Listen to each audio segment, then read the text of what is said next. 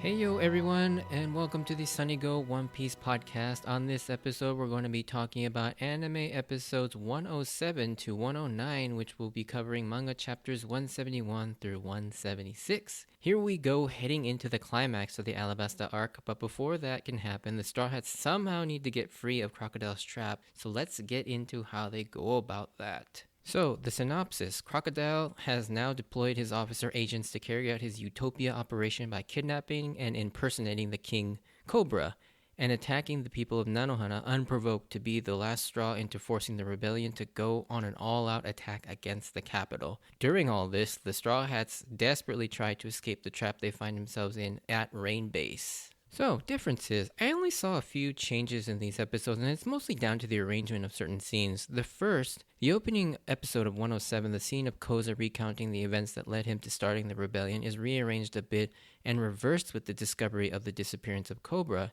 In the manga, it starts out with Chaka discovering Cobra is missing, and then it shows the flashback scenes of Koza. The second instance is in episode 109, the key reveal of the Straw Hats utilizing Mr. Three's Doru power to make the key actually is played as a surprise twist and is shown as a slight flashback. In the anime, you see the sequence with the key and Crocodile walking down the hallway telling Miss All Sunday and us, the audience, the key he left was a fake, intercut with each other, so we see both happening at the same time. But in the manga, we only see Crocodile and Miss All Sunday, so to us, we are now wondering how they're going to get out of this. But then it's revealed that they escaped, and then it's a surprise twist. It's only till later is it revealed how they got out, and the whole scene with Mr. 3 is told in a flashback, which I actually found cooler. I'm not sure why they changed it, to be honest, aside from maybe they were worried about confusing the audience. But anyways, that's pretty much all the real differences are in these few episodes.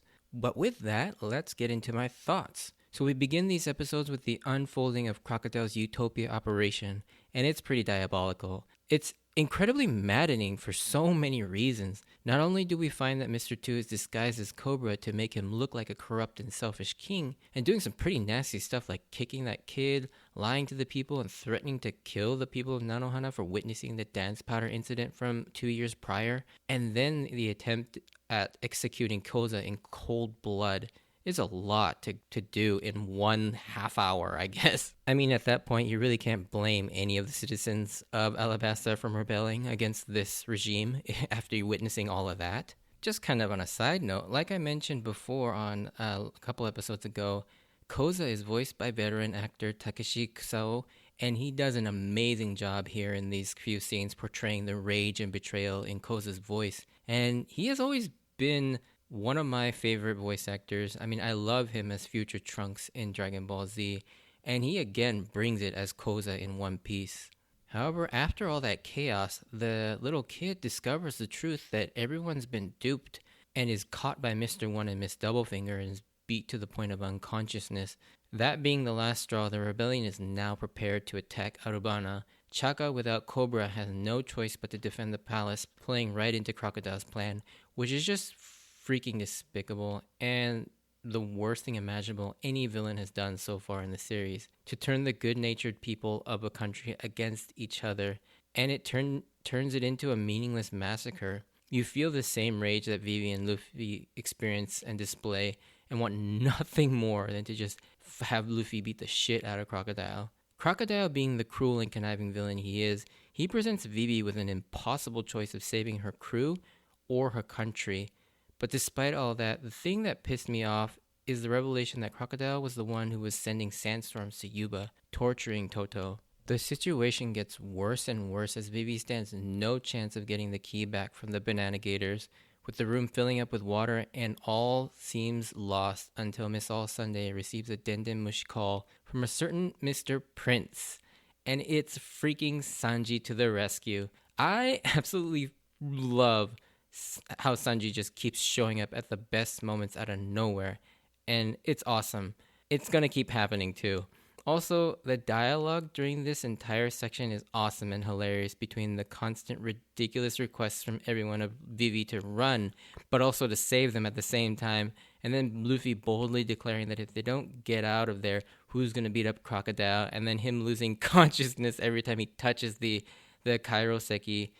bars, and it's just absolute chaos, but it's so funny. Despite the desperation of the situation of being completely outmatched by the Banana Gators, wanting to save her country but having eaten up precious time to save her crew, even though all that, Vivi refuses to give up and keep fighting.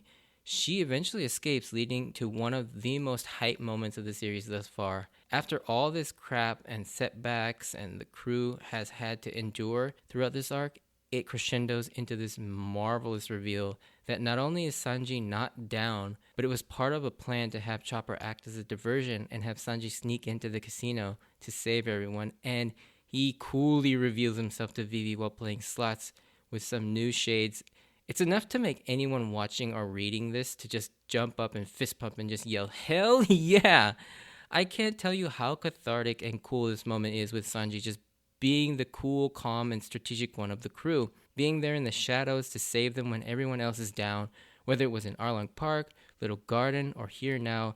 And Sanji is the ultimate ace in the hole of the Straw Hats, and I love it. Zoro and Luffy often get the overt hype moments more frequently, but I think the reason why Sanji's hype moments are so damn satisfying is because they come so unexpectedly and in the times when the crew needs him the most. Also, Chopper here is adorable, as he's nervously trying to do what he can to help by running around yelling that he's Mr. Prince and rampaging around the Billions agents. The way he actually manages to escape from Crocodile is something I had never even considered and is pretty ingenious.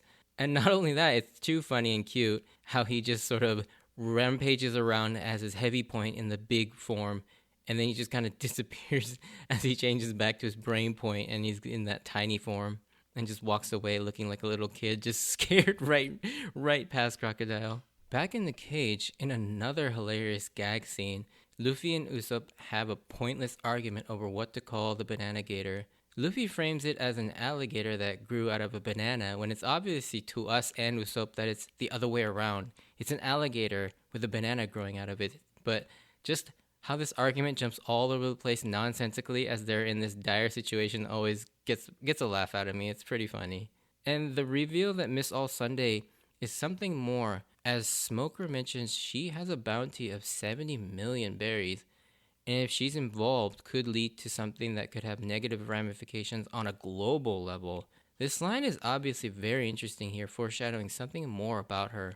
Miss All Sunday, so far, is this incredibly mysterious character ever since her introduction, not quite knowing what her real motivations are.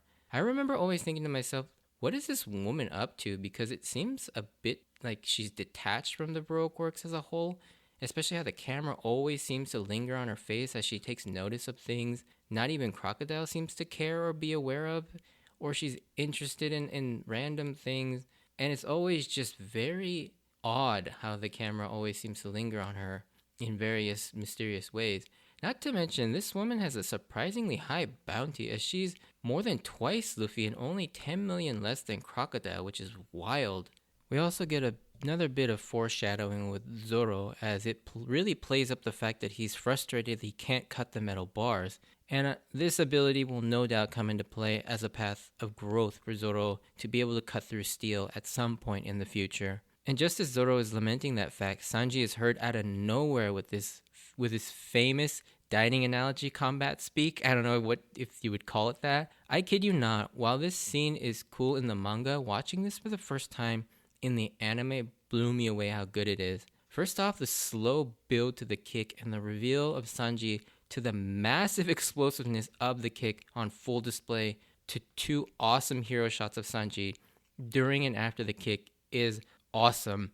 But I think what really sells it is Hiroaki Hirata's voice acting here, because of how he does the same thing with the move call out. He says anti-manner in a calm tone and then just quickly yells out, "Kick course!" And it's nothing short of awesome.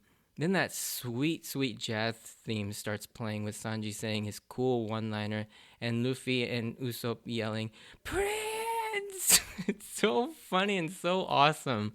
I mean, Sanji's moments are just so hype. But of course, in One Piece fashion, this moment, they also throw in a comedic moment right after that epic one to balance it out and keep us from getting bored.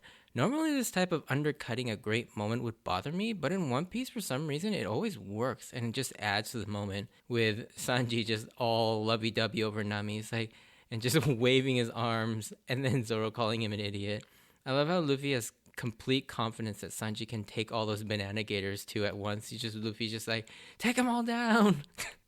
And Sanji, with the help of Smoker's memory and attention to detail, finds the gator with the key. But instead of a key, Mr. 3 comes flying out with inside of a wax ball. However, it's revealed that the key was a fake, but Usopp, being the clever guy he is, figures out that they can use Mr. 3's wax powers to make a replacement key. I do also really like the once free, Luffy and Zoro beat up all the banana gators in a minute off screen, and poor Vivi's reaction to that fact that it took her forever to just take down one of them, and Zoro and Luffy do it in a matter of seconds. It's so funny yet so sad. There's also this really cool sequence of events at the end of this episode, and probably it's at this point where my love for Smoker really started. The room begins to flood and everyone gets swept away. Obviously, Luffy and Smoker can't swim as they're devil fruit users. Instinct would be to leave him for dead as he's an enemy, but Luffy, in an instant before he's swept away, orders Zoro to save Smoker because I think he got his usual gut feeling about people and realizes Smoker is a good person deep down, and he is somewhat rewarded for that feeling as Smoker in exchange decide to let him go just this one time. However, I think it's at this moment that Smoker realizes that something is different about Luffy and the Straw Hats, and that they aren't the typical evil pirates he usually beats down. With that, these episodes come to an end, and now we are well on our way to the final conflict. But before I finish off this episode, I gotta talk about a new ending. So yeah, we get a new ending here, and thank goodness, because we all know how I felt about the last one. The new ending we get is titled Glory, Kimi ga iru kara, or Glory Because You Are Here, performed by Takako Uehara. This is a theme that's very much centered around Vivi and her thoughts and feelings. We see her journey from her childhood to her time with the Straw Hats, and the lyrics match with her story really well, talking about how she gains strength from the fact that they're here with her, supporting her. And I really like this ending theme. It's a really nice song to listen to, and it gives me this sort of inspirational feeling. And the animation is very pretty. I mean, it's pretty basic, but it's just nice to see the Straw Hats sort of waiting for her on the horizon as she reflects on her time and then, rushes to catch up to them as they all welcome her back. It's a really sweet ending, and I really like this song. Anyways, with that, this is now the closing of Act 2 of the Alabasta arc. We now head into Act 3, the climax of the story. Honestly, I don't want to give anything away for the next episode, but at the time, this was honestly one of the most shocking things I saw in not only One Piece, but in manga or anime at all. But not to get too far ahead of myself, we'll get into that next podcast. If you enjoyed this, send me a like or comment, and if you want to join me on this journey of rewatching One Piece, please consider subscribing. Check out my Instagram and Twitter account at SunnyGo Podcast if you want updates of when I post new episodes or to see some random pictures. That would be cool too. Anyways, just a really tiny, minor spoiler section. It's literally going to be like 30 seconds, I feel like. But if you don't want to stay for that, I just wanted to say thank you, and I will hope to see you on the next episode. Bye.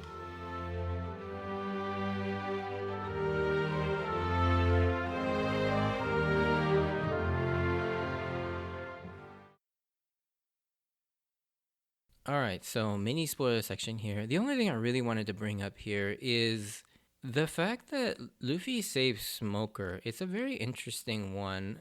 And I think, obviously, inherently, I know Luffy can see that there are good Marines because, well, for one, his grandfather is a Marine, but he's also a good person.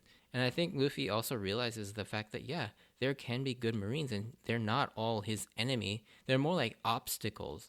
And so he never has any personally ill will towards any of them. Well, aside from probably Akainu or Sakazuki, for reasons we'll get into later on. But yeah, I think in general, I don't think Luffy has any real ill will towards any of the Marines, especially, with Kobe and with Garp. He's got two people that he's actually really close with in the Marines. And I think he slowly warms up to Smoker, and he likes Smoker more and more and more.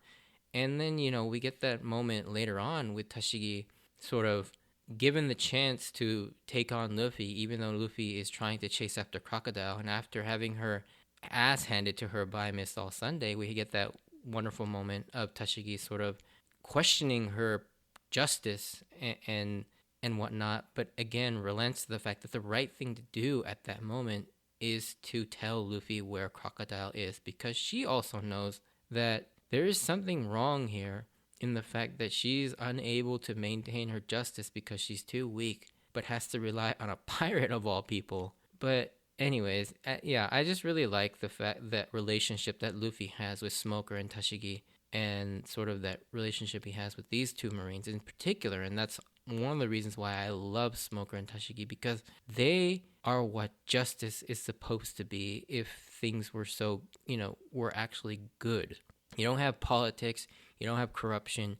These two Marines just want to do the right thing no matter what. And I really, respect and appreciate that. And I think you start to see that with both of them here in Alabasta with Smoker and Tashigi. And that's one of the reasons why they're two of my favorite characters in the series. But anyways, with that, I'm going to bring this spoiler section to a close. And thanks for listening. I'll see you next week. Bye.